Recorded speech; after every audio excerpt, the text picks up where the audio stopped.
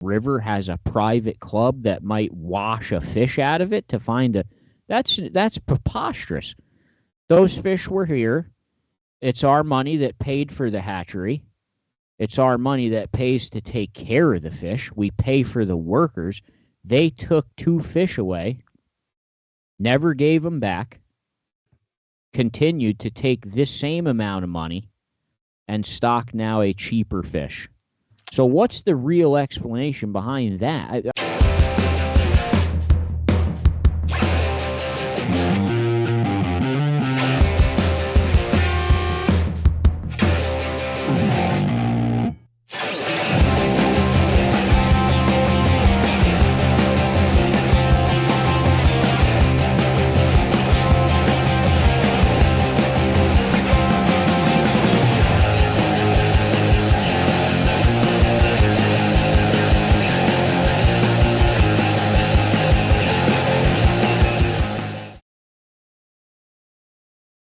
Hello and welcome to the NJ multi-species. I fucked it up, dude. What somehow. the hell? Yeah, I fucked it up.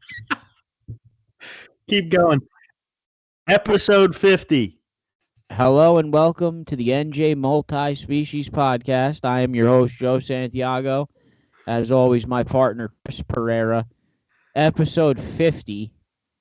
50 weeks of this bullshit still here. It's more than that because we skipped a couple weeks. Yeah, but actually, this is 50 of actually doing this. Fishing news. Anything? Oh, you want me to do the fishing news? Yeah. We got a couple Skillful angler updates. Oh. There's a 15-inch bullhead leading the board, John Forestano. He doesn't have a picture of him holding the fish. So I don't know who that is, but the fish actually looks bigger than 15 inches. It looks like he pushed it past the 0 on the measuring tape, but it's up 15 inches. Bullhead catfish. I think there was one more on here. Me, ain't I on there? Are you? I think so. Oh, Jen Wong's 37-inch northern pike. And no, I don't see you on here. Where are you? Sunfish. Oh, sunfish. There's a 3-way tie. Three guys with 9-inch sunfish. Can someone just catch a 10-inch sunfish and just wipe this three-way tie off of here? You know, it's funny. I went back fishing again Sunday night to try to beat that sunfish, and just throwing the panfish jig. I was fishing with Kronk and Kevin, and just throwing that panfish jig, which I made a YouTube video on how to use it, how easy it is. But yeah, I went fishing to try to get a bigger sunfish, and I ended up catching a Skillful angler pickerel on the sunfish rig. So that was awesome.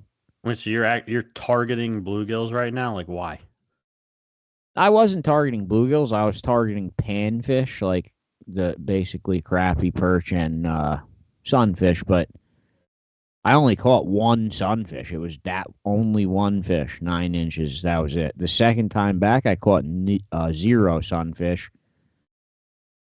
That so yeah, surprised me. Well, the big rain after that big rainstorm, the fishing kind of was not good. It got very cold.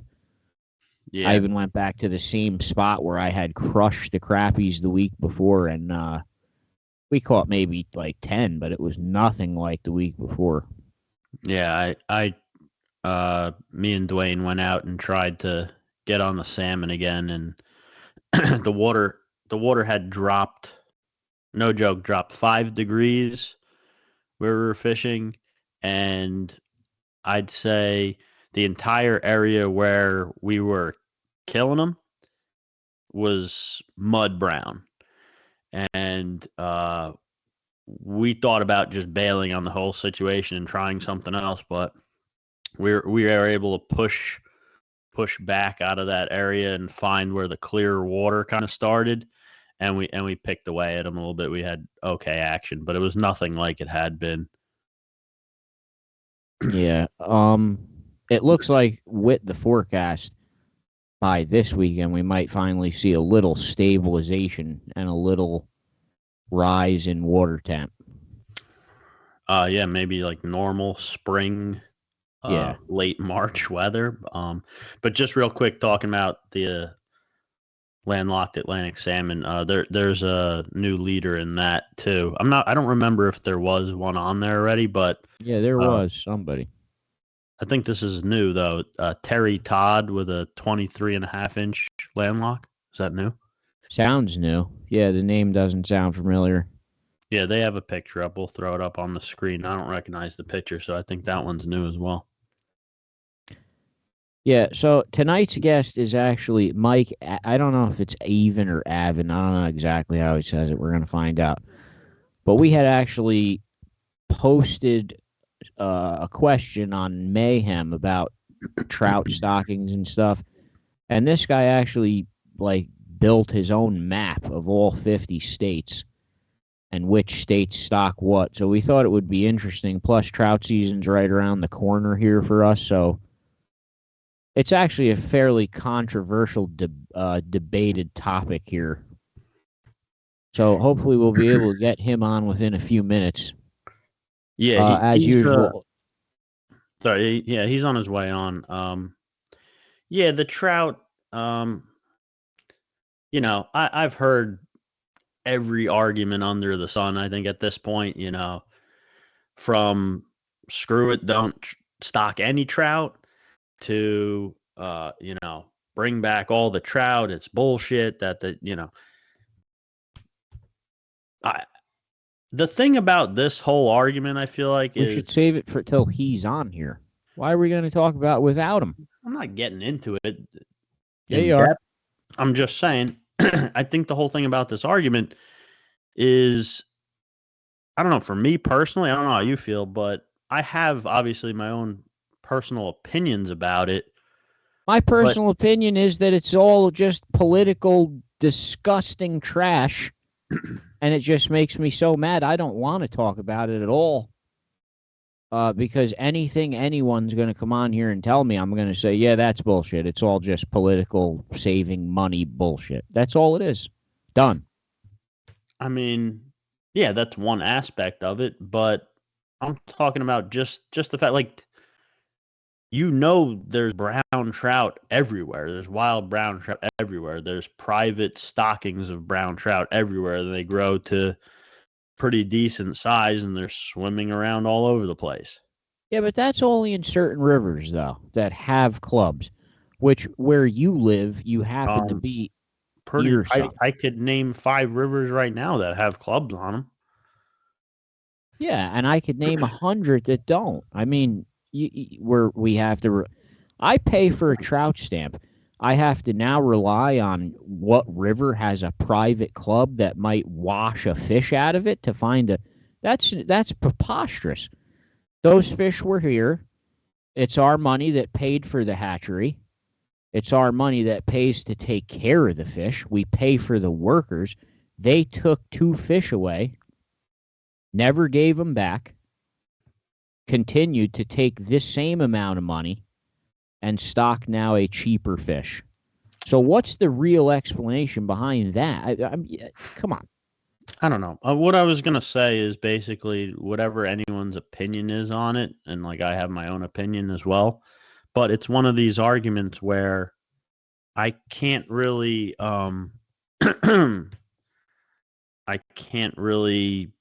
disagree with you, even if your opinion is different than mine. It's kind of one of those arguments where you can understand where other people are coming from. You know what I mean? Who? What other people? I'm just saying, like, for example, I don't care if they ever stock browns again because I know all these rivers where they're in. And so do you. You're just a crybaby over how far you have to drive to them. No. That's not right. That's ridiculous. And those fish belong back to everyone in all the rivers. You should not have to rely on a private club to have a fish wash out for you to get a chance to catch one. That's ridiculous. You're oversimplifying it for sure. I mean, these fish, it's not that they wash out. These fish are stocked in the river. They don't block the river in any way. These fish are all over the place. I've seen people catch them a far distance away from any private stocking spot. I completely understand that, but what does that have to do with the state of New Jersey not stocking? I mean, that's private shit. I'm not disagreeing with you that you're paying the same price for it, and that aspect of it is bullshit. But that's my point. I can't disagree with you. I can't disagree with what you're saying because you're not wrong. I just personally I don't care if they stock browns anymore. And to add to that, I understand why they'll never stock brook trout again. It's a completely different reason. And I mean, whether it started out for money or not, scientifically, the brook trout has some evidence behind it as to maybe why they shouldn't be stocked. And I still don't buy that in most cases. It has more standing than the browns. I'll say that. All right. Well, it looks like we're ready to bring the guest in. yeah, So I think we're good. hold on. I got to pull it up because I don't know who the guest is. I literally just reminded you. Yeah, I know. No, Don't worry, I know who Mike, he is. I this need is his normal. intro. All right, so Mike Avin's been fishing for mostly saltwater. 18 years ago, he started. Picked up freshwater trout fishing about 5 years ago. And he's here to talk to us about the New Jersey trout stocking situation. Mike, how do you say your last name? Avin or Avin? Yep, it's Avin. Avin. Mike Avin, welcome to the NJ Multi-Species Podcast. Thank you for having me. What's up, Mike? Real How's it quick, going? while you're here, as usual, this episode's brought to you by njfishing.com, the #1 resource in fishing for the past 27 years in New Jersey. njfishing.com. All right, Mike. So we were just arguing. Well, we were starting to argue. Joe very What? badly wants this to turn into an argument. No, fine. I won't make an argument. Listen, they always cry about don't let them get their foot in the door. You always hear that. Don't let them let their foot in the door. Don't let them get a foot in. We let them get a foot in with the bullshit fenarculosis. We let them, we fell for it. They got their foot in, and here we are 14 years later, and their foot's still in, and they haven't left. Just to be clear, it hasn't been 14 years. I think it has. I think it's been 10. Okay. 10 sounds more Same. reasonable. Close enough. Either way. Yeah, so Mike, I mean, I was telling Joe before, I don't disagree with him, honestly, and I'm totally on board with the whole slippery slope thing. I mean, I don't really trust bureaucracies to do anything, for the right reasons. But so for anyone that doesn't know, I think pretty much everyone does.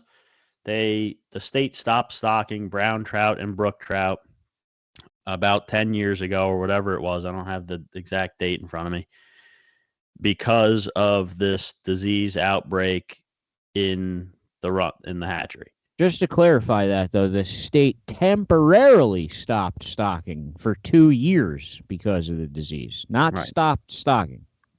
Temporarily. Yeah, they're actively looking for a way to bring them back, allegedly. And They had originally said they were going to drain the tank, repaint it with new paint, and then put the flyers up in the air to keep the birds away, Right. which has all been done 8 years ago. So apparently, what I've read is that they want to cover the raceways. Now, like I said, this all happened back in 2014. Like the big outbreak, there was a smaller outbreak in the fall of 2013, and then the big one came in the spring of 14. So it's been 10 years and they've been saying, oh, all we got to really do is cover the raceways. And from what I've read, either some people seem to think they've been covered. Some people are like, oh, no, they haven't been covered yet. And there's just no consistency from, anywhere you look as far as trying to find an answer to the current status of it. And well, Chris was basically saying that he doesn't care if they ever stock browns again because he knows where to catch them. But my first point to that is that shows you right there, those brown trout, where are they coming from? They're coming from a hatchery in New Jersey that seems to be having no trouble at all growing giant, beautiful fish and putting them in the river, and you're catching them. Right. But why is this such a problem for New Jersey to do? Yeah, that's a good point. So I just want to throw out this real quick. Some people might be listening to this and thinking, why didn't we bring on someone from the state who works with the trout? We've been trying to get people from the state, from Fish and Wildlife, to come on here. There's some kind of hoops that they need to jump through to get clearance from their media department. And, long story short, every time I've talked to someone from the state, they immediately ask, what do you want to talk about? And if you say the word trout, they're gone. They're not coming into the conversation. And I've tried to have, Craig Lemon showed interest in wanting to come on the show, not to talk about trout, just to talk about stocking fish in the state. And he wanted to come on, and it doesn't even seem like he can get clearance to come on to talk to us about non-controversial stuff. So yeah, the chances of anyone coming on here to talk about trout from there is slim to none. But even that being said, there's also been some guys that I don't know the details, but I guess they work indirectly with the state with trout stocking, or they worked with them in the past. I'm not sure the details, but even they didn't want to come on when I kind of alluded to it. So, we're just here, regular trout anglers, and we're going to talk about it. Sounds good to me. Because we're the ones that care. We're the ones that pay for it. Yep.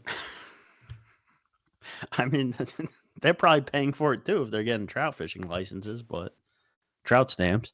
Now, let's talk about this map you made. What gave you the idea to sit down and say, let me research this, and I'm actually going to make this map? So I got introduced to trout fishing from a friend of mine back in 2019. So I never got to experience like the heyday, I'll call it, where we had all three species. And, I didn't really know anything about it. And, after a couple years, I started hearing about brown trout and things like that. And, just the curiosity has grown over the years. And then back in the fall, I was like, I wonder what other states do. And I literally on like an index card wrote out, all right, this state stocks these species, this state stocks those species. And I had just this list, and I was like, oh, this is kind of wild that New Jersey is one of the only states in the Northeast that only stocks rainbows. And, it kind of just sat on it for a while. And then whenever that episode was before I put the map up on the group, I was just going to post the index card. I'm like, no one's going to be able to read this. So let me put this colored map together. It's just like a website you can go on for free. And once I put the map together, I was like, this is crazy because you have to go all the way down to Alabama to find another state that only does one. And so it started off as just curiosity, and then it kind of snowballed into, now I've researched like the history of the stocking in New Jersey, all kinds of things like that, vaccinating fish in raceways and, all kinds of things, trying to just figure out why we still only have the one all this time later. Now, I will say real quick, I did update the map because there was a few states where some sources listed palominos as golden trout, and when I initially put it together, I had them separately, and then when I went back and checked through, they just list them the same thing twice for some reason. So the current map that I sent you guys this morning is the current one, and it's closer to being accurate. Joe, which one did you post? I posted the one he posted on Mayhem. So he posted the old one. So we'll have to repost a corrected map. And I was going to ask you, because we were getting some comments on the map that some of them were possibly not accurate. And I was going to ask you, so just for anyone that doesn't know, I think I've got this right, just correct me if I'm wrong, but a palomino trout is a different species, but a golden, or maybe the other way around, a golden rainbow is just a rainbow trout with some kind of mutated coloration. Right. Yes. It's a yellow rainbow trout, whereas a golden trout is its own species. It's more prone on the West Coast. And it's wild, correct? Yes. I don't even think it's stocked. And I think it's only in like 2 or 3 states. There's a few states, I don't remember them off the top of my head, that stock them to really? like help with the population from what I was reading. Try to bring them back. Yeah, same goes for like out west, like the Gila trout and the Apache trout and the bull trout. Like there's a couple states that I was reading some articles and stuff that they're not stocking them for fishing, but they're stocking them to help bring back a population that's either been overfished or has been run out by introduced species. They're just trying to rebuild a native population. Now, in the map, you said the only other state that stocks one type of trout is Alabama. What No, species? That's just the first state, like going south. Oh, going south. What trout is it? It's rainbow. It is a rainbow. Every rainbow state that only stocks one trout is rainbow, correct? Yes, every state except for Florida stocks rainbows. Even states that I was kind of shocked at, like Alaska stocks rainbows, Hawaii stocks rainbows. It was definitely kind of cool going through everything, trying to see I figured there was going to be a lot more that didn't stock, especially like Louisiana and like the southern states that you think are more swampy, but almost every state stocks them, even if it's just the rainbows. It's a real interesting map. Just look at like Florida is the only state that stocks no trout at all, which isn't that surprising. But then, like you said, all those other southern states along the southern border there, they all stock rainbows. And I don't know if it's throughout the state or if it's just in the northern parts of the state or in I'm select sure areas, but I'm sure has to be because of speed of growth, how much faster they grow compared to the other ones, right? And which in turn makes it cheaper. I think that's what Joe's most fired up about is, and I can't really argue with him. He believes that the state is totally okay only stocking rainbows just because of the money it saves. I have other problems with this. There's just so many issues. You could bring up, we can't stock them because it's going to kill the wild populations. Well, what about all the lakes they cut off? Because I used to catch giant brown trout every time I went to Merrill Creek Reservoir, and I haven't caught one there in about 10 years. So what did that hurt by not putting browns into Merrill Creek anymore? And now they've been replaced by landlocked salmon, which eat 10 times more than a brown trout anyway. So even if you dismiss the argument, say, okay, we won't stock the rivers anymore because we don't want to hurt the wild trout. What happened to the lakes? If it wasn't for the Round Valley Trout Association, you wouldn't catch a brown trout anywhere in a lake here. Right. I always wondered why we're relying on another private entity to do the state's job. Yeah. I always kind of wondered why RVTA didn't stock brook trout in Round Valley, but I guess the Lakers would just eat them. But I would say so. But I mean, I have my own issues with the wild trout theory. Like, like I said, it started with just trying to find out what stocked where, and then it turned into, you know, how long were things stocked for, where were they sourced from, like, and this is from like the New Jersey Digest. Apparently, a lot of the brook and brown trout eggs came from Massachusetts. So the idea that the brook trout that are still there are really descendant from the original brook trout, that just doesn't seem, to me that seems hard to believe, especially because when they started stocking them back in like the late 1800s to replace fish that were killed off in a drought. And if they're getting all these eggs from New York, Massachusetts, Pennsylvania, then you're telling me that all of those fish died off, but the New Jersey ones are the only ones that survived? Yeah. Yeah. Let me make a good point. Make a good point too.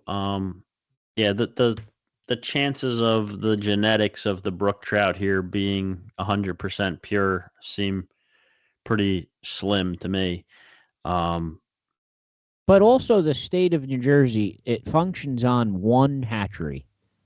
Yeah. Like the state of New York is so big and has so much water. They have, who knows, 8, 10 hatcheries spread all over the state. Pennsylvania is the same way, all different hatcheries in charge of different areas. And they constantly have outbreaks of tuberculosis. Both states do, and they just go about stocking as usual. Mm-hmm. The brook trout population in Pennsylvania doesn't seem to be hurt at all. And New York, the population of brown trout fishing seems fine. It just all doesn't add up to me. None of it does. Now, This is my last biggest complaint. And then I'm done raving about this shit. Because now that we're just stuck with rainbows, it's all we have left now. They're just stupid rainbows. They're the dumbest trout of any trout.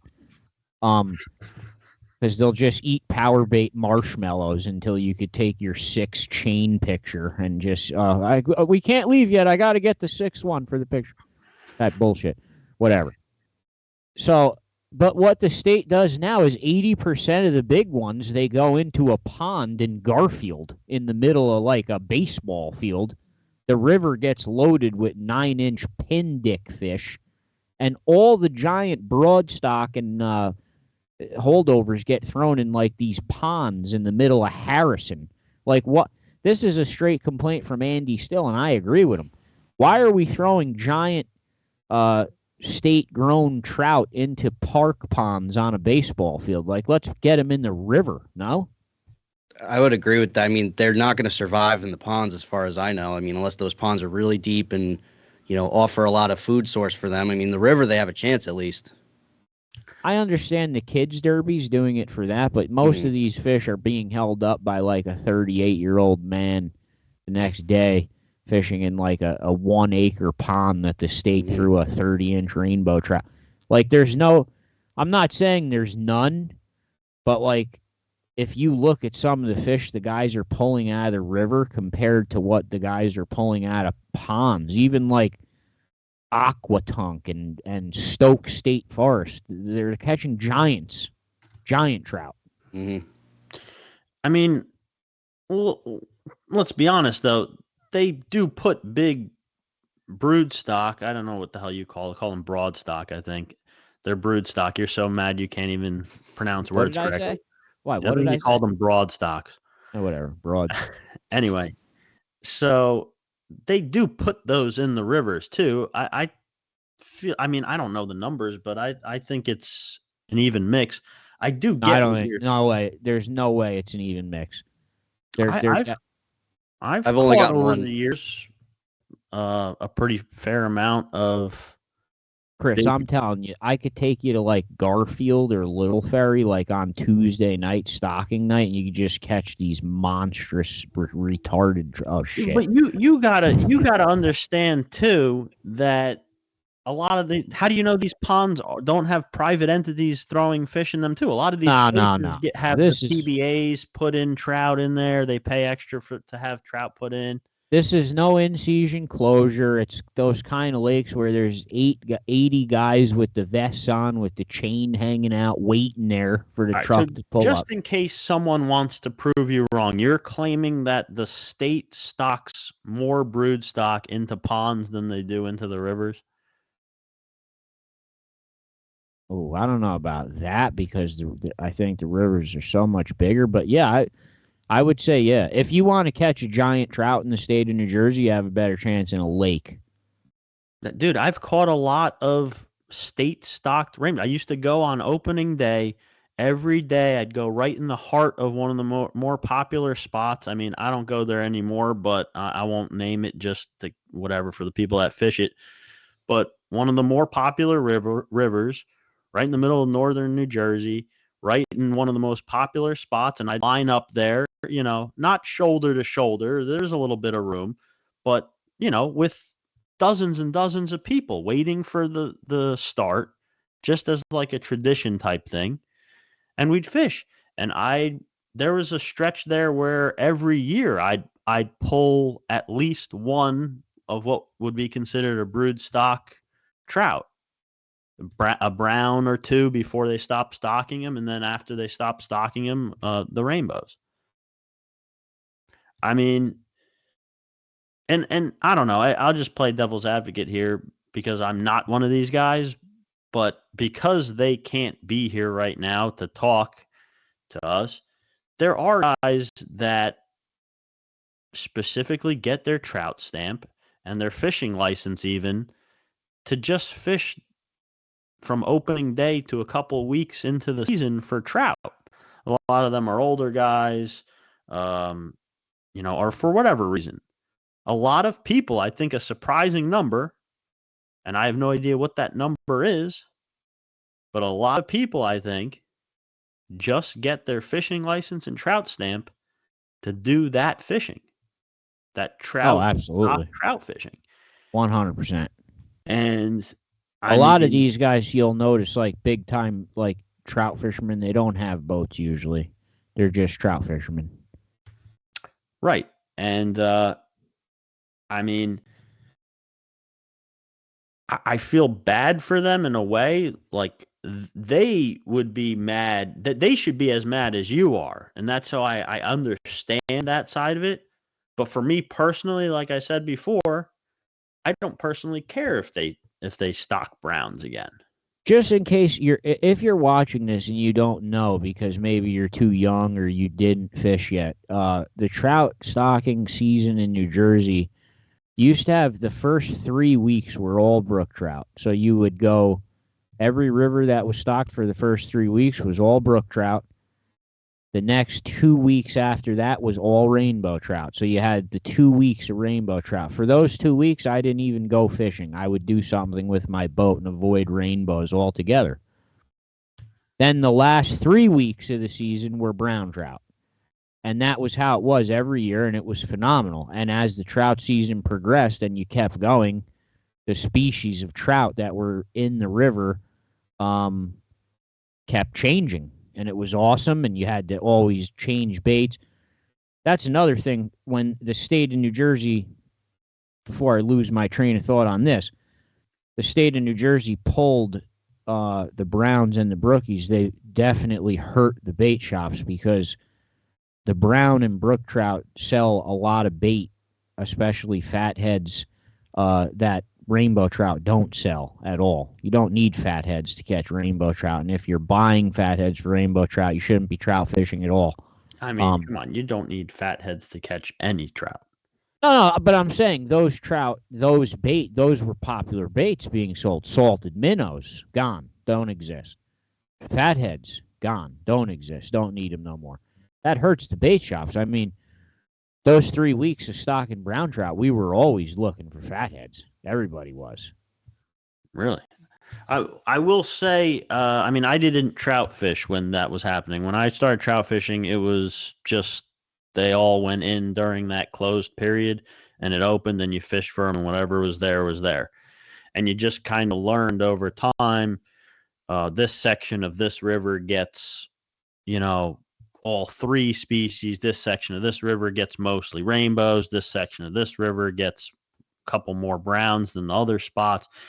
And and that's how you kind of fished for them at that point. And I get it. I mean, I don't understand why you're so mad about it, unless you're just being mad for these guys who devote their entire fishing season to the trout stocking. But I get it. I mean, dude, to me, they killed the tradition, and they took something away that was special to a lot of people. Like opening day this year. I have never even missed opening day of trout season. I'll be tog fishing this year, opening day. I don't give a shit anymore. They've ruined it. Like you said, I could go anytime I want because I'm relying on the private entities to put the fish out. You're just getting me more mad. It's not really that. I mean, come on. There's a lot of places that have wild reproducing brown trout. All right. Yeah, they don't get as big. They get 12, 14 inches. Yeah, but they can get big. I've seen big ones. I've caught big ones. I've seen people. What is a big one? A big wild brown trout in New Jersey. 18 inches? I've caught them up to 21, 22 inches. All right. Well, I want a 30-inch fish. I mean, go to upstate New York. No, I want them here. And I mean, look, dude, is to a lot of people, a 20-inch wild New Jersey brown trout is infinitely more desirable than a 30-inch stocked brown trout. I've never caught a wild brown trout over 20. I don't think. Maybe I have. I agree with that.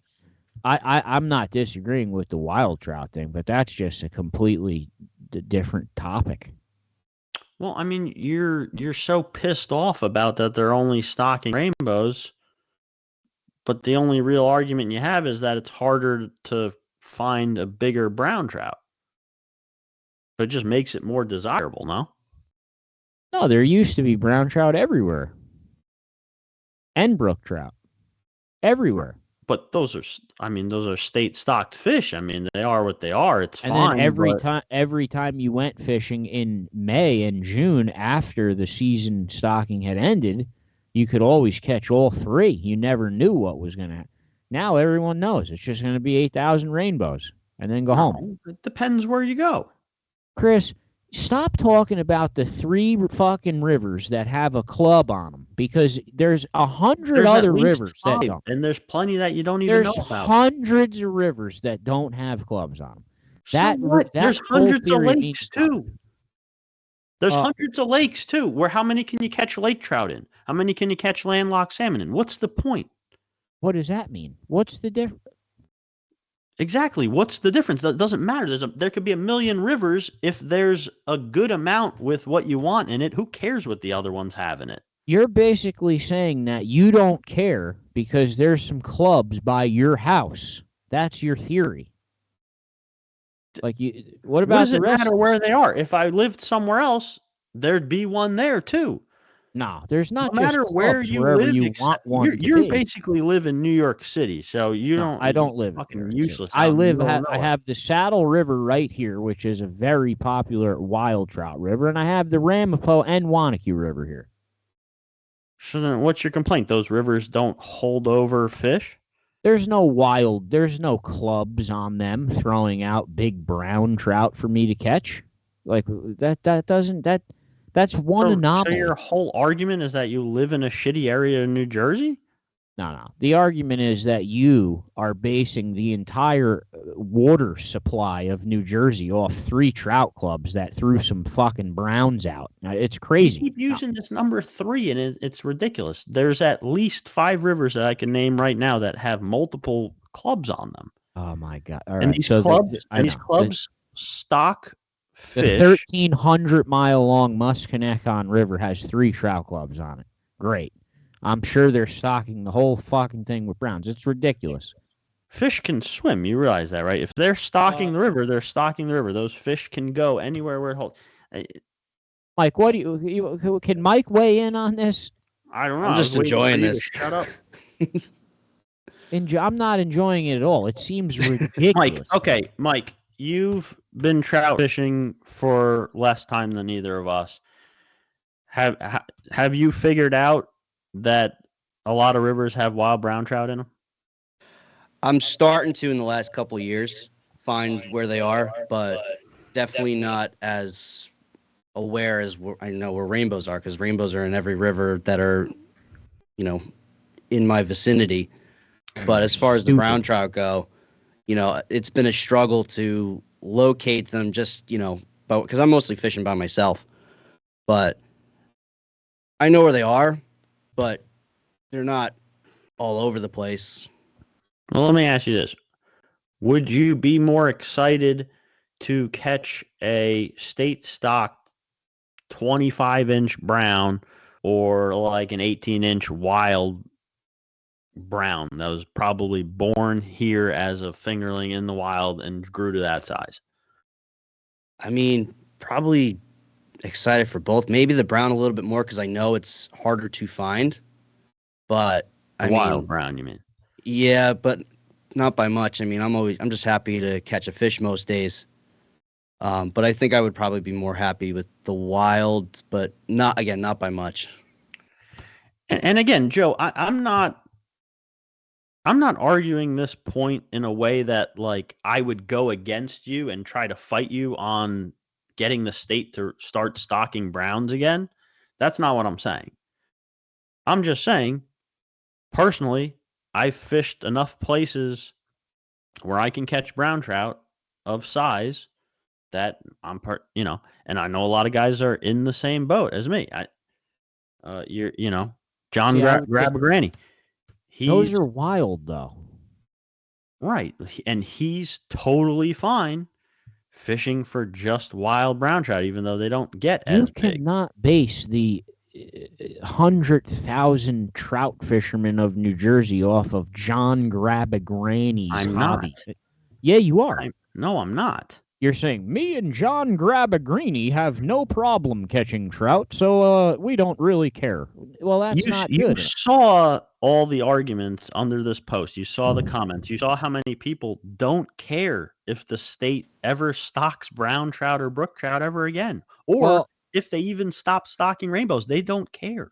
Who are they that don't care? I'll call them out one by name. Give me the name of them, and I'll tell you why they're wrong. Andy still doesn't care if anyone stocks trout ever again? Nonsense. Andy still based his entire life off catching brown trout from Merrill Creek. Now he doesn't care about them? Nonsense. Next. He changed his ways. No, yeah, we know. He changed his ways to living in a cave and not fishing. Next. Luke doesn't seem to care. Justin Lerner doesn't seem to care. Luke doesn't trout fish. Justin Lerner lives in Florida. Yes, he does. Next. No, what are you talking? Luke doesn't trout fish? What? No, Luke's comment definitely doesn't say he doesn't care. I didn't say it said he doesn't care. I'm saying he doesn't seem to care. Back when they put the Browns and Brookies in, Luke was 11, so he doesn't remember this shit. Next. Again, you're arguing over something that I don't feel strongly enough to argue with. I'm just giving you my personal opinion. I wouldn't fight you on this. If you said, hey, I'm going to petition the state to get them to stock browns and brook trout again, I would join you. I would help you out. I just personally wouldn't really care. I don't have any... Well, then what is this episode about if no one cares? How is me not caring mean that no one cares? Well, what are you doing here? Me and Mike could have done this alone if you don't care. I'm here to represent another part of the population. All right, what if you had to close your stubborn head for a minute and imagine that all the trout clubs were gone? There's no trout clubs anymore. The state of New Jersey has come down and banned all private stockings. No more. Okay. Now what? You still are just suffice what with would happen to all the rainbow. fish that were already in there? Do they disappear? Well, slowly over time they'll disappear, yes. All right, so you want me to fast forward to a point in time where... Yeah, about 8 years from now, after the last club closed. All right. Not even clubs didn't close. New Jersey steps in tomorrow and says no more private stockings. Only the state can stock fish in rivers. Okay. Now 8 years from now, there's not a big brown trout or anywhere to be found. Okay. I mean, I would definitely still enjoy hunting for those couple of big wild browns. And yeah, I mean, I would want the state to stock browns again. I guess if is that what you're getting at? Yeah, so you'd want them to stock browns again. But right now you don't care because you got club by your house.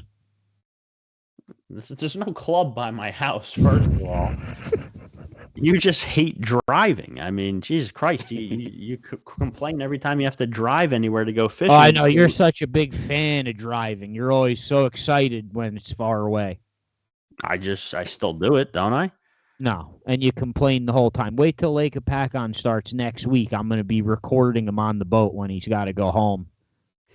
I don't complain about that. Oh, no? Okay. No. Deuce, timestamp this clip for Dwayne, please, that he doesn't complain about the ride home. Dwayne's got a problem with complaining that other people complain. That's what I'll say. Can you let Mike say something? Because it's his episode. You're stealing from him. I'm just arguing with you. Mike, you want to argue with Joe? Give me a break here. I mean, I'm kind of in the middle of you guys. Like, having never experienced the heyday, I definitely am more leaning towards them bringing back at least browns, if not maybe another species that other states nearby don't have. But I get the chase of the wild trout. Especially if you know where they are, that's the thrill of it. But I would say the majority, at least, of like your average trout fisherman probably doesn't have a clue where browns are. Maybe they're getting sick of rainbows like I am. And I mean, I know where the brown trout are, but I've got friends that, are either just getting into trout fishing or maybe are, not as into it as I am. And, they don't have a clue where they are. So I definitely understand where you both come from in this whole debate of bringing the browns back. I love wild trout fishing, but that's a separate entity. If I'm going out wild trout fishing, I'm going out wild trout fishing. Mm. If I'm going out stock trout fishing, I'm going stock trout fishing. They're not the same trips to me. Totally different gear, totally different river. That's a totally separate entity. I know they do cross paths in the river, and they say, yeah, well, if we start stocking them again, it'll kill them. That's just bullshit because they were fine when they were stocking them. Mm-hmm. And it's not every river. I mean, even the state acknowledges that most of these trout that they're stocking are going to die anyway. Yeah. So they're stocking them in places that aren't really being held. Yeah, exactly. Put and take.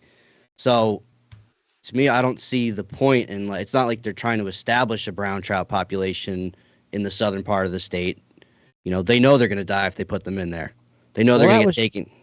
That was something I wanted to ask both you guys. Do you guys think that the point of it is to kind of establish a simulated trout fishery for 4 months a year, or is it just strictly to have people catch fish and take pictures and buy a license? I think it's the taking the pictures and the license, because,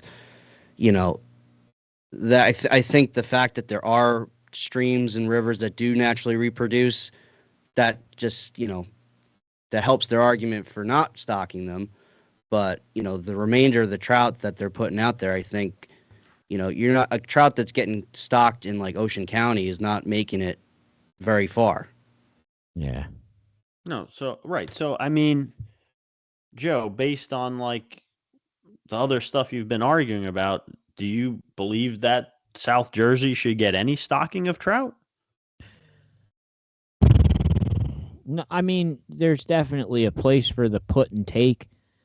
I personally liked the COVID stocking, which is more of how Pennsylvania and New York does it, where they kind of throw all the fish out 1 month before the season, let them get going, and then maybe one more stocking in season. The thing with the just dumping them off a bridge every week and guys just grabbing them while they can't even move, that's ridiculous. If you like doing that, though, it's fine. That's what I did starting out. You'd go where the truck went and catch the fish. But yeah, I was a fan of the COVID stocking. They basically just let all the fish out 1 month early and said, here's a catch and release period and here's opening day, and that's it. Yeah, and they never really closed it. No, but I feel like it gives the fish a chance to spread. You have the rivers that's no in-season closures. I've been fly fishing under bridges when the trout are falling on my head from them throwing the net over my shoulder, and you could fish right away. Ridiculous.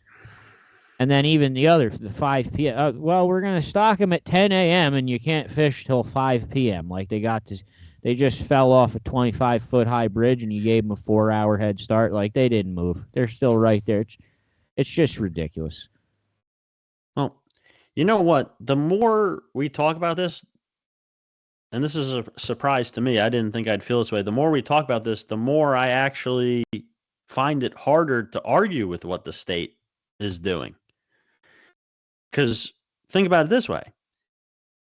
So they sell a fishing license and they sell the trout stamp separately. We always obviously get both. I think a lot of guys don't. I think a lot of guys do. Specifically, I think a lot of guys, if they could just buy the trout stamp as a license and it only gave them the ability to fish for the stock trout for those couple of weeks, I think there's a lot of guys that would just do that. Mm-hmm. And enough so that the state wants to make that group of anglers happy. Now, do you think that group of anglers gives a flying rat's ass if the 6 fish they're putting on their stringer to take home and put in the smoker is a brown trout, brook trout, or rainbow trout? No. Probably not. No, exactly. No, I don't think so. And they're probably not stopping at 6 either. Well, that's a whole other. Well, they're going back to the car at 6 to Yeah. chains and then go back. Yeah, well. Anyway, so if they're saving money or resources, or which is money basically, if I had guys argue with me that they're not cheaper to raise, they just grow quicker and are more hardy. Yeah, that's and cheaper. I said, dude, that means they're cheaper to raise, no? And that's what cheaper is. Oh, yeah, I guess. Well, yeah. So anyway, the point is, if the state is saving money and resources to just stock rainbows and they're still making that group of anglers happy, then that's one check off the list. How much do you want? How much do you want to raise the trout stamp? Name your price. I'll pay it. Want a $30 trout stamp for Brookies and Browns back? I'll pay for it. And that, if I was working for the state, that would be something that I would suggest to them. And did you go to the trout meeting and suggest this? No, but it seems like no one cares. It's not a thing of topic anymore. It's just we're doing rainbows for life, and that's the end of the discussion. No one wants to talk about it. It's hard to feel any other way when it comes to this stuff, but anyway, and then you might say, after I tell you what I just said, you might say, oh, well, what about all the trout anglers that like the other species that they're making unhappy? Well, out of them, a big portion have taken it themselves to go out there and found good wild brown trout spots, or spots that get the private stockings coming through or whatever. And the same goes for the brook trout. They've gone and explored and they've found streams that hold these native brook trout. And so they're more like me. They're not making me that angry about it. Stopping stocking altogether, I think it would be a horrifying idea with a catastrophic end result. No, you're absolutely right. They would never do that. Well, that's in the argument under the thing where it says stop stocking altogether. No more stocking. Well, yeah, I think that's a stupid argument. There is a disease that's been breaking out called whirling disease that does affect the rainbows as well. So that's always a possibility too. If they're not, even if they don't bring browns and brooks back, then I guess it's possible that whirling disease shows up at Pequest and now the rainbows are affected, and that's all they got left. Whirling disease, I was under the impression, was caused by a high level of iodine from eating alewives in Lake Ontario, which was spreading through the steelhead population. I didn't hear that it had gotten to the trout. Yeah, I read, I think I had it here. New Mexico last year, Georgia 2 years ago, Oregon, it showed up last year, and it's been found in 20 states, including West Virginia, Pennsylvania, New York, Ohio. It has something to do with the bait that they eat, the fish, right? Yeah, it's a parasite, so whereas I think the furunculosis is a bacteria. Yeah. The whirling disease is a parasite, but it does affect the rainbow. So the rainbows, yeah. If it's in New York and Pennsylvania, who's to say it's not going to show up here eventually, and then all the trout are gone. For anyone that doesn't know, for whatever reason, too, the rainbow trout is like resistant to furunculosis. It doesn't get it the way the brookies or browns do. It's not immune, though, right? I don't think it's immune. I think it just doesn't contract it the way they do. I've seen fish with it. It's pretty. It's not. It's gross. It looks like the salmon River, like. So you mentioned that New York and Pennsylvania get this disease in their trout and just stock them anyway. Is that true? They just put them out. They just. Well, I think the whirling disease, they do euthanize them because when they pee and stuff like that into the water, that's where it comes out of. That's what I was reading, and it's a lot. From what I was understanding, it's a lot more spreadable than furunculosis is, but I'm not positive on that. But the whirling disease, I think the whirling disease spreads actually through the water. Yes. The other one is from the furunculosis comes from a foreign entity, from a bird or a foreign body. It doesn't come from in the water. Right. I mean, I would imagine it somehow goes through the water because if it was just it obviously spreads that way. Right. I mean, unless somehow it's them bumping into each other. In there though, like the bird has to land on the water. Like it can't be like it can't just drop a shit and they all that's it. The tank's ruined. It does. Bird has to like land there, or like maybe go for one and scratch it or something like that. But yeah, I think I think the furunculosis is contact, touching. But yeah, but we're just to go back onto the I can't even say it. How do you say it? Furunculosis. They obviously it's in the raceways. It's in the concrete. It's in there. They can't clean it. They can't. Supposedly they cannot make. Yeah, but They treat it. That was 10 years ago, though. They treat it with antibiotics in certain cases where it's not as advanced, but the ones that were kind of far along with it, they had to kill. They euthanized those fish, drained the tanks empty, and painted them with new bottom paint. Then they filled the whole thing with raceways with those swinging air things that blow in the breeze to keep the birds out. And then refilled everything with rainbows. But do you think it's a conspiracy that they have freed the raceways of the furunculosis, and yes, they still just refuse to put them in there? I think they see the major profitable margin they made during the first few years of just doing rainbows, and now they'll do it forever. That, and they're just afraid of bringing them back because, I mean, if they raise close to 600,000 trout, figure maybe a third of them are rainbows and then, browns and brooks. If they have to kill 2/3 of their fish population, that's another thing that I'm talking about. Like Chris, when I said, PA and New York do nothing about it, I don't mean they do nothing about it. Obviously, they're concerned, but they would stock those fish. New Jersey euthanized all of them. Like, the number of fish euthanized was something insane too. Like I think it was eight. How it was much? 230,000. 230,000 euthanized trout that Pennsylvania and New York would have stocked anyway. They wouldn't have even. New Jersey killed them all. If New York and Pennsylvania are stocking these fish with bacteria, it didn't affect their fishery at all? New Jersey's New Jersey supposedly is terrified that they're going to kill their wild brook trout population with the disease. That's their biggest thing. And New York and Pennsylvania had no concerns of killing their wild fish? They have a lot of wild fish.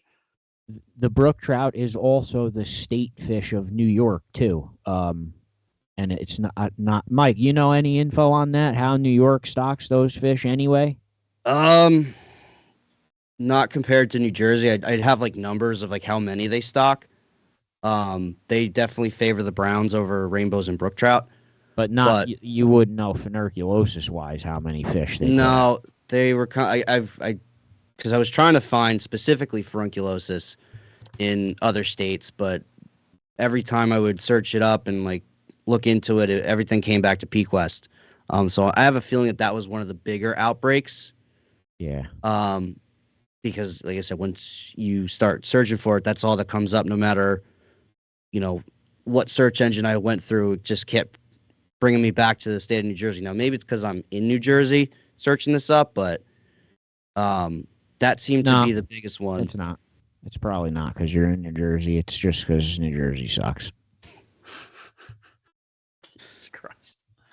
My whole thing with the brook trout, if they're so worried about the population of the native brooks, one of the things that even on their website, like Fish and Game, they say one of the reasons they would stock is not necessarily for fishing, but to help reestablish a population. And I know the argument is that they want to preserve the native gene pool, which I already said earlier. Like, I don't know how true that is, but even if it was, why wouldn't they try to find some viable brook trout, native brook trout, bring them to the hatchery, raise them, and start a whole new, brook trout population at the hatchery, even if it's not Peak West, and then reestablish the population with our own native brook trout?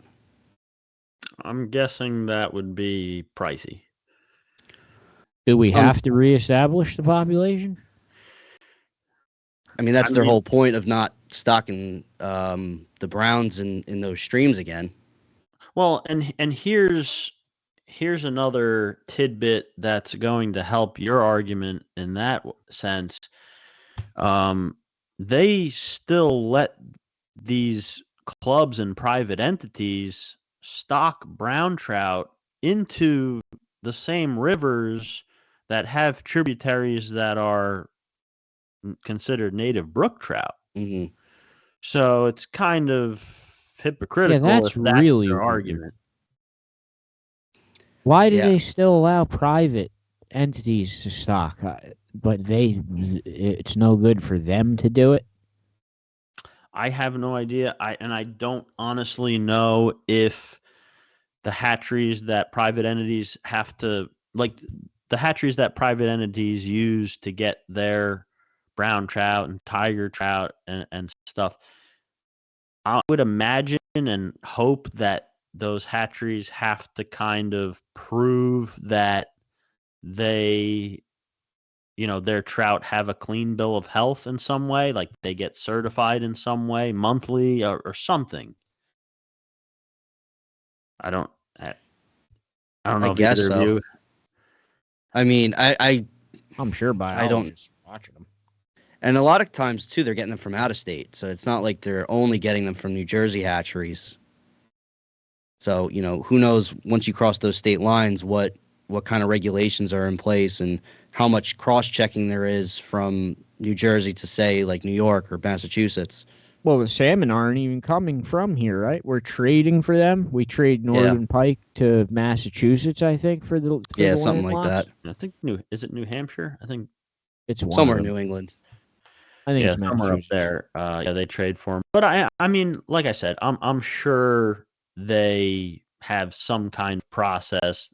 There's no way they're just taking these fish without testing a sample of them or something before they let you throw them in the water. I just don't know the details of it. I just simply think it's a case of we let them get their foot in the door. They saved a ton of money. They're able to produce bigger fish faster for people to catch, which is obviously good for photos, good for license sales. And not enough people really care about it. Like most people are just like, oh, I don't care. So no one's fighting for it, and that's it. It's a done part of the past now, I guess. It's over. You could be right. I just gotta say, but do you think like this is a conspiracy from the start, or do you think there was actually a real outbreak? I think like I said, I think the furunculosis thing really did happen. I think the state panicked. I think they did the proper thing they had to do during the 2 years that it was supposed to take, and then I think at the end of the 2 years they fucked us all, and just kept doing it forever, and that's that. That's all I could say. It's hard to argue. It's a money issue. You'd think maybe if they wanted to make more money, why wouldn't they bring a species that none of the local states have, like cutthroat trout? And that'll bring people from Pennsylvania and New York in buying New Jersey licenses just to catch these trout that you can't really get anywhere else. Well, I would like to see them throw the salmon in the river. New York does that too. They throw those salmon out in the river mixed in with the trout now. Mm-hmm. And that seems awesome to be able to catch those fish on your ultralights in the river. I don't know what the problem is behind that. Well, I mean, dude, out of all the states anywhere, I'm pretty sure we have the most variety. I think New Jersey's variety for species and fisheries can pretty much freshwater-wise rival anywhere, if I'm being honest. I mean, I get you want more and more, but like they can't do everything. Can't have every fishery on Earth in this state. No, I get that. I mean, but they're here. Yeah, salmon are here. Throwing them in the river is makes a completely different fishery. Just like 5 or 6 of them. I don't know, not that. I mean, Pennsylvania only throws like 14,000 palominos in out of the 3 million that they. That's 3 true. million total trout. And a lot of those are jerseys because New Jersey, that fish, like every 1,000 or 100 eggs that a rainbow hatches, you get like 6 of those golden whatever. New Jersey doesn't stock them; they sell them to PA, and then PA stocks them. Why? It's just a rainbow trout that's a different color. Like just throw them in the tank. Well, let me ask you this. They stock this fish. Is it a better chance that an angler catches it or that a bird eats it? A bird, 100%. So again, it's one of those things that looks good on paper. It's like the new flashy lure that fucking barely catches any fish. But it's just new. Oh, a bird might eat this. Let's sell it to Pennsylvania for 6 pennies. Like it's just New Jersey bullshit again. Like money. It's all money. Well, right. They want a more efficient fish. They want something that's. Oh yeah. I'm sure that's what it's about. Well, and I mean, look, I'm not going to try to defend them and say that the money they're saving is good. That's probably where my biggest thing comes in. Is do I stock believe rainbow trout? They eat paste from a jar. That's what they eat. So do brown trout, and so do brook trout. No, not true. Yeah, it is. I've caught them all on all the same lures. They're all just dumb fish, just like every other fish. Rainbows are the most dumb. Maybe by a little bit. Stocked rainbows are definitely up there. But I don't know. You cut me off now. I forgot what I was going to say. I don't even remember what I cut off. All right, whatever. Mike, listen, thank you so much for making that map. Thank you so mumuch for being a Mayhem member. You have anything you want to plug before you go? Looks like you have quite a music studio there. I mean, I'm just a drummer from Central Jersey. I mean, I teach music here and there.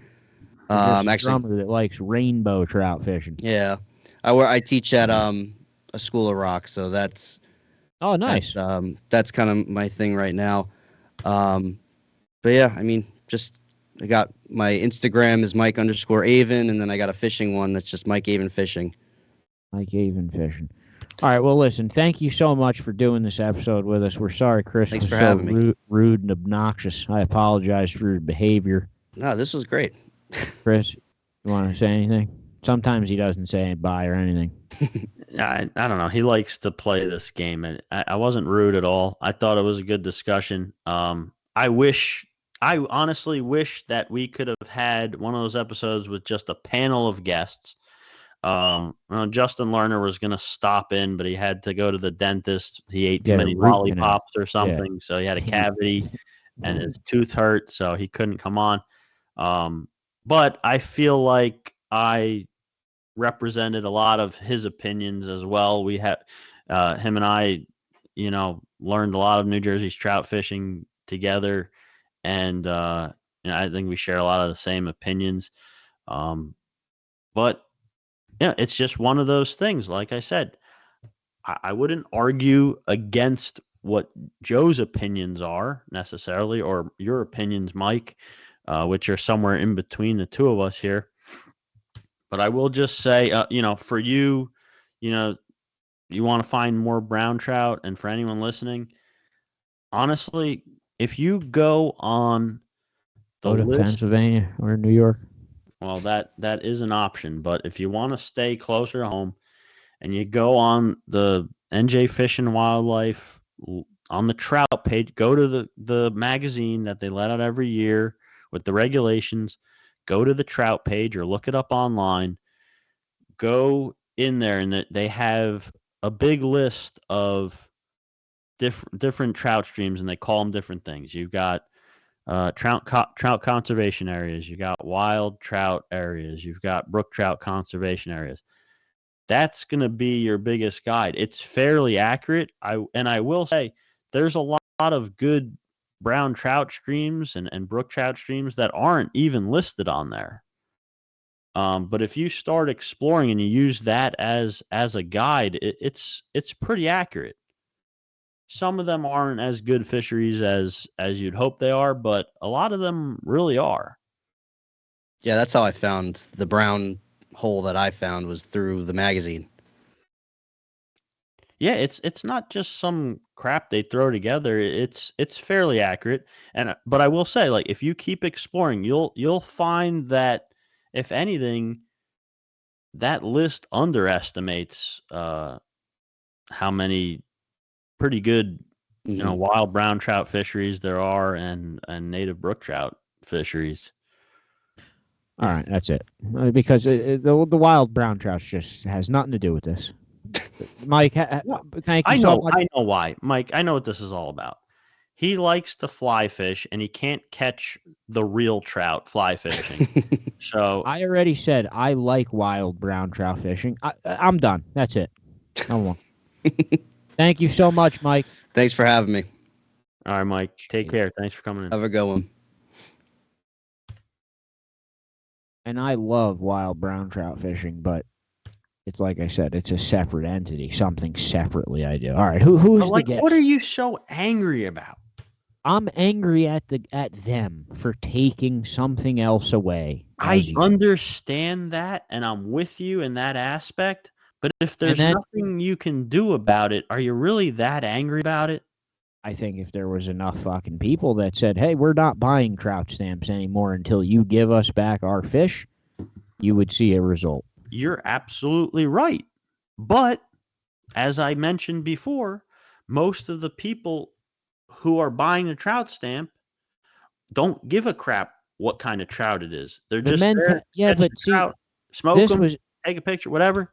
This was even a more heated topic 10 years ago, and here we are 10 years later, where now you have all these people that are kind of like, I don't care. I really don't care. So they've already won. The war is over. No one wants to fight them, and everyone's just accepted to eat what they've given them. Done. I mean, you're not wrong, but what do you propose? I'm not proposing anything. We've lost. We continue to lose things constantly. And when faced with the question as to why we're losing them, the answer seems to relatively often be, well, I don't really care. So the more we don't care, the more we're going to continue to lose until we have nothing left eventually at all. Eventually, that's how it'll be. You may be right about that. And based on that is why I would stand with you and try to get them back if enough people cared. I just threw into that my personal opinion. I'm not that heated up over it. I'm not that heated up over actually going fishing for the trout. I'm just heated up over the state in general and everything they do. So I guess I'm biased, but we can agree on that. Maybe I'm biased towards New Jersey. I can't be fair. I'm pretty sure anyone that has to live here feels the same way. If you don't live here and you're watching this and you're trying to imagine how bad it is, it's worse than what you're imagining. Who's the guest for next week, Chris? Next week, because of Easter, we're not recording an episode. Oh, we have the week off. Okay. Deuce hates when we take the week off. He gets very angry. You have the week off unless someone like Ted Nugent just comes out of the blue and just has us record an episode. Yeah. It's got to be like Ted Nugent. Yeah. Jerry. You're like, and also the Mackin's Rip and Lips fishing trips. The April 1st deadline to book that trip for $80 off. I'm just slipping this in there because you're running out of time. By the time this episode airs, you might be past the date to book it for the $80 off. But I think if you maybe mention this episode and beg Eddie, he may give it to you for that price. So if you want to book a trip with Mackin for this year, book it right now because this is your last chance to save $80. And you can book it for whenever, and it still saves the $80. If you, I have a calendar right in front of me. I know you don't, and you probably don't even know what fucking day it is. It's the 26th. He said that as long as you book before April 1st, correct? Yes. So this episode will be out on the 29th. Okay, so you got 2 days. So you'll have the weekend, and like I said, if you call April 1st or 2nd and you beg him and you say, you heard it on the NJ Multi-Species podcast, and Chris and Joe said, if you begged him, maybe he'd still give you the deal. Realistically, I mean, Eddie hasn't really started fishing for hybrids yet, but once he starts, if you have any interest in fishing for hybrids, once he starts fishing for them and posting pictures, you're going to want to go. So you might as well just book it now. And like I said, you save $80 and he'll take up to 3 people for that price. So when you break it down between 3 guys, it's virtually, less than a tank of gas.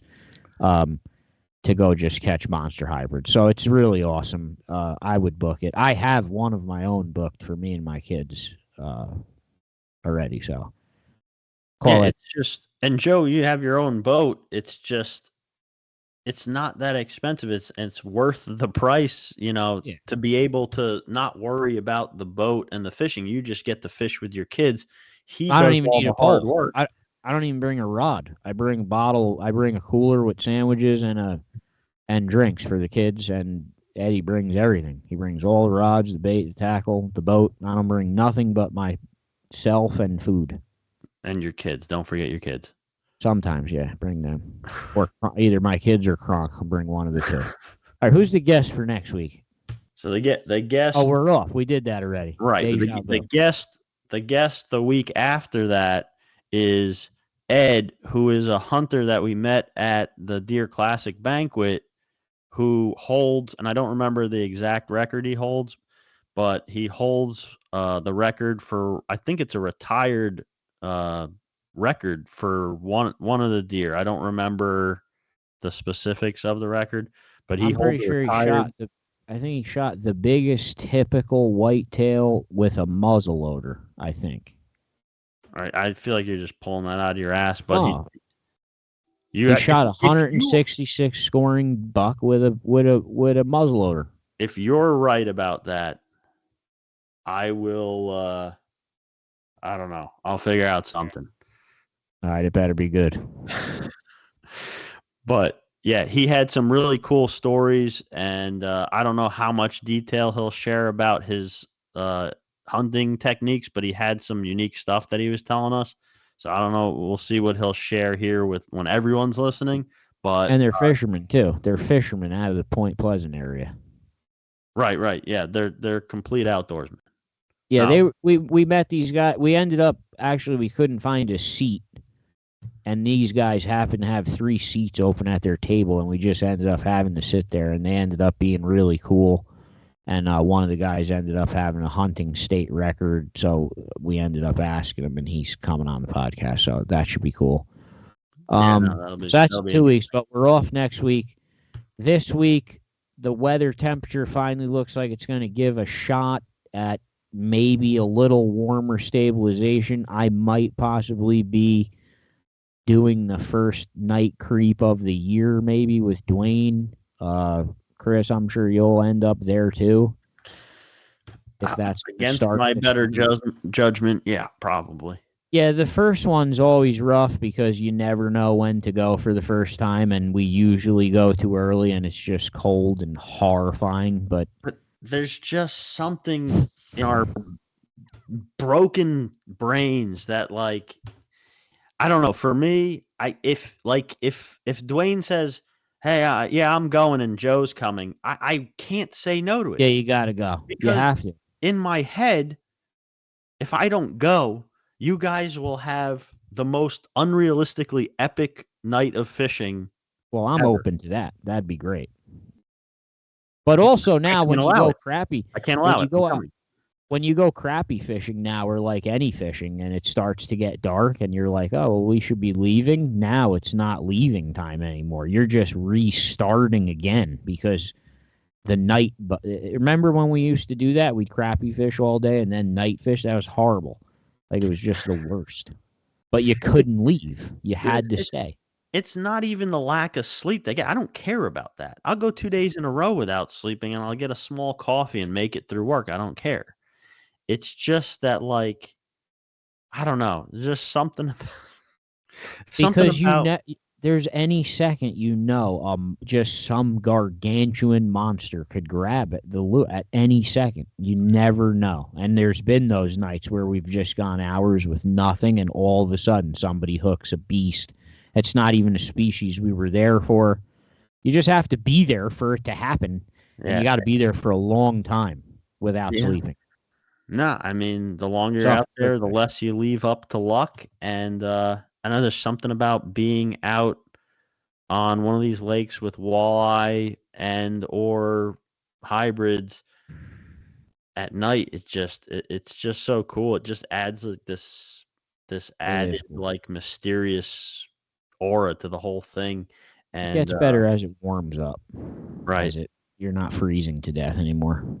And just to throw this out there real quick, if you want to experience this, it could be dangerous out there. Especially on Lake Opakon, there's a lot of boaters that don't, follow safety precautions at night, especially. There's exposed rocks, things like that. If you don't know a lake pretty well during the day, consider learning during the day first, or go out with someone like Eddie Mackin, who knows the lake. You don't have to worry about it, at least for the first couple of trips. Just stay safe out there. It's not all.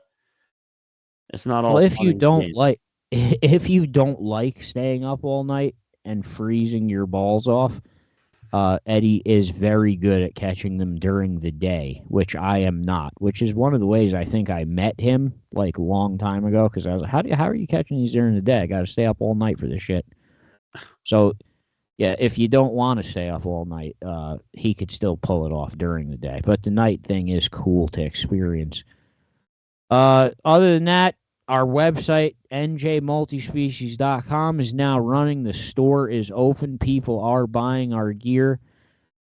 Somebody asked me if every shirt says "suffer for the fish" on the back. It does. Every shirt does. I know some of the pictures on the website don't show the back, but every shirt does say the green "suffer for the fish" down the back.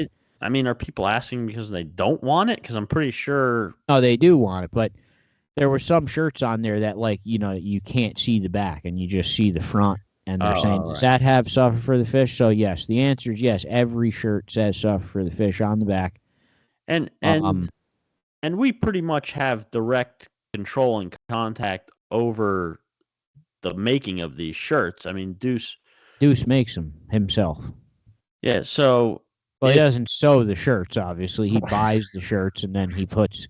No, yeah, he buys the shirt when you order it. He puts our logo on it and our "suffer for the fish," and then you get the shirt. Yeah, and there's some pretty high quality like clothes on there. I mean, I know everyone has been breaking my balls about the UPF like sun fishing gear. Kevin and Max especially, and Deuce has it already. So if that's what you're looking for within the next week or two, that will be on there. Like the sun fishing shirts. There's fishing buffs now. All kinds of that stuff. It's not very expensive. It's just stuff to help support the podcast. It's basically advertisement for us when you wear the shit. We're not like trying to get rich or be a clothing store, but we're just selling our logo stuff. So that's all. Yeah, we and guys that already bought some of the stuff up, and we appreciate the support. Yeah, we do appreciate that. I forgot to say that. The guys that have bought stuff, it is really appreciated. Really, thank you very much. Yeah, and if there's still anyone out there wondering what the hell "suffer for the fish" means, I mean, it's basically and we've been saying it for a while, it's going out there and suffering through the days where you don't catch anything, and that's learning too. And it's the days you go out there and Mother Nature doesn't want to cooperate. The days I go out there and Joe stays home crying and bitching and complaining that the wind's blowing too hard. And it's just that, and that's all it means. So contrary to popular belief, Chris does have a full-time job. So do I. Chris does have a family. So do I. We do have other obligations to do in life. I live very far from fishing. So yeah, I know move. we get bashed. My wife will never move. I have to drive forever, but we do get bashed a lot and attacked. But we don't fish for one fish. We fish for every fish. Like, I don't have 6 fishing setups. I have 50. I have 18 rods that are just for Round Valley only. If I'm not fishing Round Valley, these 18 rod and reels never move. We are multi-species fishermen. When you see a picture of us holding nice fish and it looks like a great trip, you're not seeing the pictures of the 9 trips we went on and caught nothing and wanted to almost probably commit suicide. So you see only what we show you, which is why most social media is a fantasy, but behind the scenes, it is mostly suffering. I'm trying to show more of that. I'm trying to show everything. If I go out and I only catch small fish, I'll throw it up there. I'll put up a fishing report. I do like that. You've been throwing up these honest fishing reports that just say, yeah, the fishing sucks and it's not worth it. You've been pretty honest. I like that. You get the other guys that no matter how many they go fishing, had a great day. How'd you do? Oh, it was awesome. You got any pictures? No pictures. No pictures. Oh, how'd you do? You went again? Oh yeah, I killed him again. Oh yeah, send some. I didn't take any pics. Oh, have a nice day. We got the one motto: suffer for the fish. My other motto is believe nothing anyone says ever. Believe nothing, never, especially Chris. All right, everyone, have a happy Easter. Book your $80 off trip with Eddie Mackin, and we will be back in 2 weeks. Take care. Thank you. Happy Easter. If you're not happy fishing. Chris sucks. Joe sucks.